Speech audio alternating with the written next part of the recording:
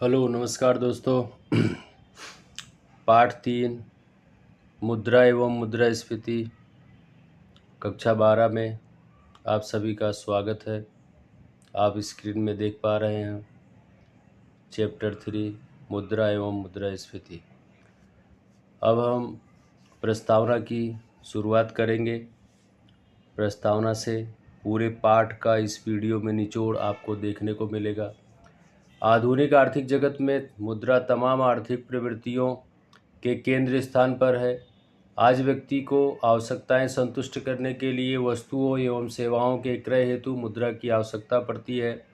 बिना पैसे का इस ज़माने में कुछ होता नहीं है। मुद्रा विनिमय का माध्यम है, मूल्य संग्रह का भी है। मूल्य को संग्रह भी कर सकते हैं, लेन देन कर सकते हैं, वस्तु खरीद सकते हैं। भविष्य में जन्म लेने वाली आवश्यकताएं संतुष्ट करने हेतु लोग मुद्रा की बचत करते हैं। उनके भविष्य में जो भी आवश्यकताएं आती हैं, उन आवश्यकताओं को पूरा करने के लिए पैसे की ज़रूरत पड़ती है, इसलिए पैसा संग्रहित किया जाता है। प्राचीन समय में मनुष्य अपने पास जो वस्तुएं और सेवा में उनके बदले में अपनी अन्य आवश्यकता की वस्तुएं एवं सेवाएं से प्राप्त करने का प्रयास करता था। इसके साथ इस प्रथा को वस्तु विनिमय प्रथा या बदला पद्धति के नाम से भी जानते हैं। बदला पद्धति मतलब साटा पद्धति, लेन देन की प्रथा। उसकी हम परिभाषा देखेंगे। वस्तु विनिमय प्रथा का अर्थ है वस्तु या सेवा के बदले में अन्य वस्तु या सेवा प्राप्त करने की प्रथा, अर्थात वस्तु विनिमय प्रथा। वस्तु को लेने के लिए एक वस्तु को देना पड़ता था। इस तरह से विद्यार्थी मित्रों, वस्तु विनिमय प्रथा की यहाँ पे 3 मर्यादा दी गई है। नंबर 1, सामंजस्य की कठिनाइयाँ, मूल्य संग्रह की समस्या, मूल्य मापन की समस्या। और अब हम पहले पॉइंट की चर्चा करेंगे, सामंजस्य की कठिनाइयाँ। आर्थिक सामाजिक विकास होने के साथ मनुष्य की आवश्यकता बढ़ी और अर्थतंत्र सरल से जटिल होता गया। जैसे कि गेहूं देकर चावल प्राप्त करना, चावल देकर कपड़ा प्राप्त करना जितना सरल था उतना सरल नहीं रहा, क्योंकि जिसके पास चावल थे उसे गेहूं की ज़रूरत थी और चावल के बदले में कपड़े की ज़रूरत थी। जिसके पास कपड़ा था उसे बदले में चावल नहीं बल्कि कपड़े के बदले में घी चाहिए था, इसलिए समस्या देखने को मिली। अब समस्या यहाँ से उत्पन्न हुई कि जिस व्यक्ति को जो वस्तु चाहिए वह वस्तु सामने वाले व्यक्ति के पास ना मिले। इसलिए दूसरा पॉइंट, मूल्य संग्रह की समस्या। वस्तु विनिमय प्रथा में व्यक्ति को मूल्य संग्रह के बारे में अधिक मुश्किलों का सामना करना पड़ता था। उदाहरण, किसान गेहूं का उत्पादन करके गेहूं के बदले में जूता, चप्पल, कपड़ा प्राप्त करे, परंतु दिन प्रतिदिन उत्पादन एवं उत्पादकता बढ़ने से अतिरिक्त गेहूं को किस प्रकार सुरक्षित रखे, यह प्रश्न उत्पन्न हुआ और यह कठिनाई का सामना करना पड़ा, क्योंकि ज़्यादा मात्रा में वस्तु का उत्पादन है, उसे कहाँ पर रखें, ये समस्या देखने को मिली। तीसरा पॉइंट है मूल्य मापन की समस्या। श्रम विभाजन विशिष्टीकरण के बाद औद्योगिक आर्थिक जगत में वस्तु और सेवाओं के मूल्य मापन का प्रश्न अत्यंत महत्वपूर्ण बना।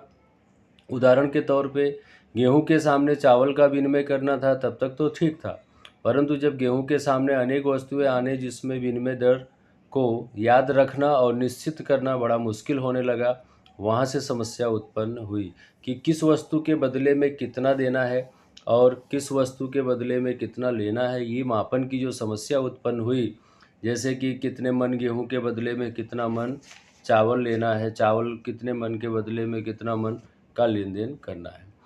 अब हम विद्यार्थी मित्रों देखेंगे मुद्रा का उद्भव एवं विकास। जब वस्तु विनिमय प्रथा अमल में थी तब मूल्य का संग्रह और विनिमय को सरल बनाने के लिए सर्वमान्य माध्यम के रूप में वस्तु और पशु का उपयोग हुआ। भारत में विशेष रूप से गाय को धन के रूप में देखा गया। व्यक्ति अनाज के बदले में पशु प्राप्त करते और पशु देकर कोई भी आवश्यकता की वस्तु प्राप्त करते। लेकिन अब यहाँ पर पशु जैसे कि गाय, भैंस, घोड़ा पशु विनिमय का माध्यम बने, मूल्य के संग्राहक बने, लेकिन इनको लंबे समय तक रखना कठिन काम था। विनिमय के माध्यम के रूप में, मूल्य संग्राहक के रूप में पशुओं को का उपयोग भी मर्यादित हो गया। पशु बीमार पड़े या मृत्यु को प्राप्त हो, दीर्घकाल तक उस स्वरूप में उन्हें संग्रह नहीं किया जा सकता, ये समस्या उत्पन्न हुई। राजाशाही व्यवस्था आने से सिक्कों की शुरुआत हुई, सिक्कों की खोज हुई। मूल्य के संग्रह के रूप में भी आधुनिक मुद्रा अधिक सफल रही, क्योंकि मुद्रा लेकर एक स्थान से दूसरे स्थान पर आया और जाया जा सकता है, आवागमन किया जा सकता है, इसलिए उसे बैंक में रख सकते हैं। बैंकिंग व्यवसाय के विकास फलस्वरूप मूल्य संग्रह विशिष्ट देखने को मिला। इस तरह से अब हम मुद्रा का अर्थ देखेंगे। मुद्रा का अर्थ क्या है, प्रोफेसर मार्शल के मतानुसार देखेंगे। किसी भी समय किसी भी स्थान पर बिना किसी संशय जांच पड़ताल के जिसके द्वारा वस्तु और सेवाओं का विनिमय हो सके उसे मुद्रा कहते हैं। मतलब कभी भी किसी भी समय आप लेन देन कर सकते हैं, कोई भी आपसे ये नहीं पूछने वाला है कहाँ से लाए, क्यों लाए, कितने में लाए।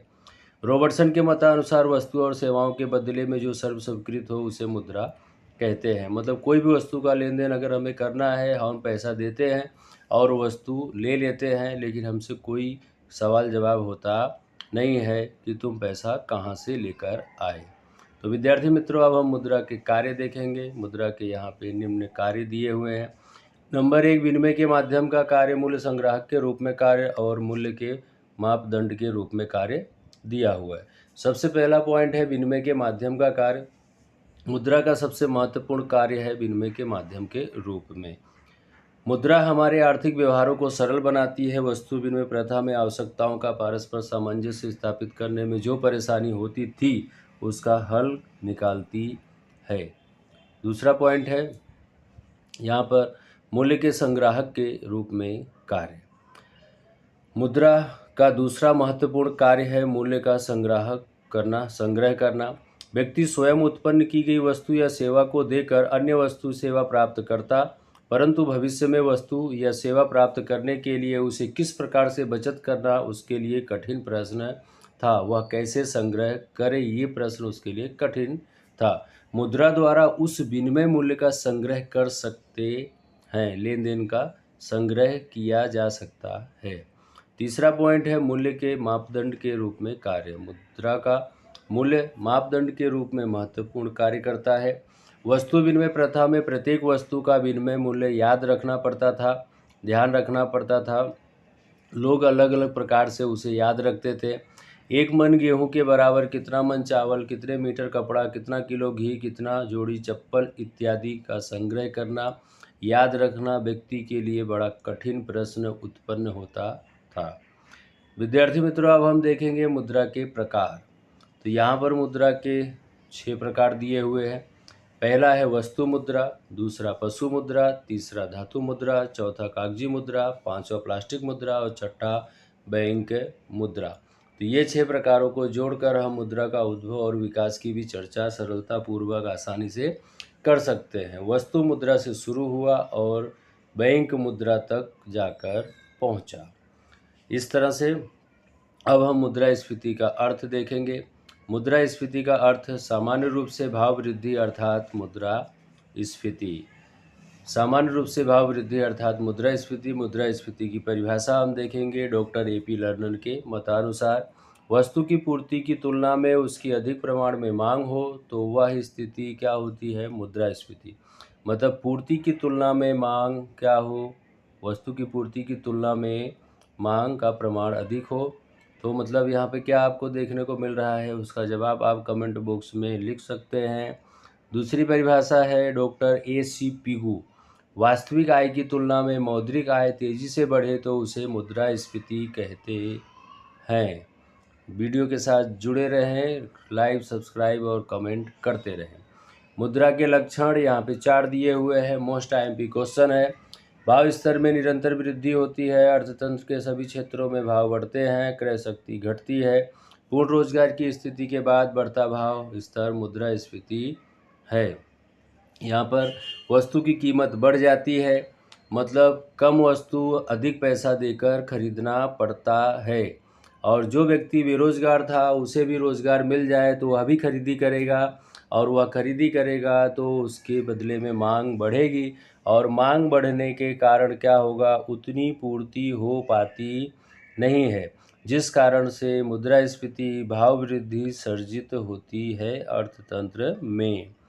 अब हम देखेंगे मुद्रास्फीति को समझने के लिए ध्यान में रखने योग्य बातें। मोस्ट आईएमपी सरकार कानून सब्सिडी द्वारा भाव स्तर को दबा कर रखी हो तो भाव ना बढ़ने के बावजूद भी मुद्रास्फीति है, जिसे नियंत्रित मुद्रास्फीति कहते हैं। नियंत्रित मुद्रास्फीति अर्थात भाव को रोका गया है, दबा कर रखा गया है। आपकी बोर्ड की एग्जाम में कई बार यह पूछा गया है, जो भी बोर्ड का पेपर मिले आप उसमें इस क्वेश्चन को देख सकते हैं। अगला पॉइंट है, यदि अर्थतंत्र में कम समय अवधि के लिए कुछ वस्तुएं और सेवाओं के लिए भाव वृद्धि लागू पड़ती हो तो वह मुद्रास्फीति नहीं है। मतलब कुछ समय के लिए, जैसे कि मेला वगैरह लगता है तो मेला हमेशा नहीं रहता है, वह कुछ समय के लिए रहता है। ऐसी परिस्थिति में अगर भाव बढ़ता है तो वह मुद्रास्फीति नहीं है। अर्थतंत्र में साधन बेकार पड़े हो, वस्तु या सेवा के भाव बढ़ने से उत्पादक अधिक उत्पादन करने के लिए प्रेरित होते हैं, इसलिए ये साधन कार्यरत हो जाएं और उत्पादन बढ़ने से भाव घटे।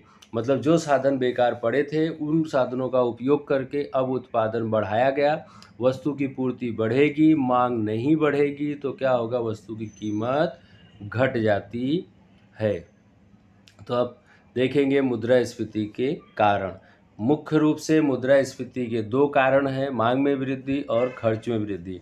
लेकिन अब विद्यार्थी मित्रों, अगर आपको यह 5 नंबर में पूछा जाता है तो 3 कारण आपको यहाँ पर देना पड़ता है, मांग में वृद्धि, खर्च में वृद्धि और अन्य कारण। मांग में वृद्धि के कारण दिए हैं, मांग की आपूर्ति में वृद्धि, सरकार के सार्वजनिक खर्च में वृद्धि, जनसंख्या वृद्धि। खर्च में वृद्धि के कोई भी पॉइंट नहीं है।